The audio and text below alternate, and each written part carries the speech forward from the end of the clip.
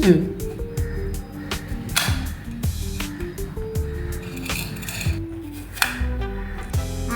இந்த மாதிரி ஸ்லைஸ் பண்ணிக்கலாம். இந்த மாதிரி ஸ்லைஸ் பண்ணிக்கலாம்.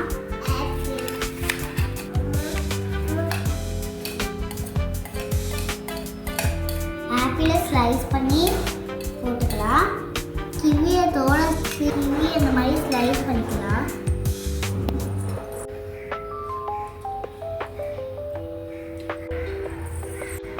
சுகரு ஃப்ரூட்ஸை கட் பண்ணி எடுத்தாச்சு. அகர் வாட்டர். இது ஜெல்லி கேக்கை மேக் பண்ணிடலாம். இந்த அளவுக்கு தான் நாங்கள் கேக் செய்ய போகிறோம். உங்களுக்கு வந்து நீங்கள் பார்த்து எடுத்துக்கலாம். எங்களுக்கு இவ்வளோ தான் தேவை. உங்களுக்கு வேணுன்னா நீங்கள் கொஞ்சம் இதை விட பெருசாக எடுத்துக்கலாம். 1 கிராம் பவுடருக்கு 100 ml வாட்டர் ஊற்றணும்னு போட்டாங்க. அதுபடி நம்ம ஊற்றிக்கலாம். பவுடர் போட்டாச்சு, வாட்டர் ஊற்றிடலாம். சுகர் போட்டெல்லாம் தேவையான அளவு.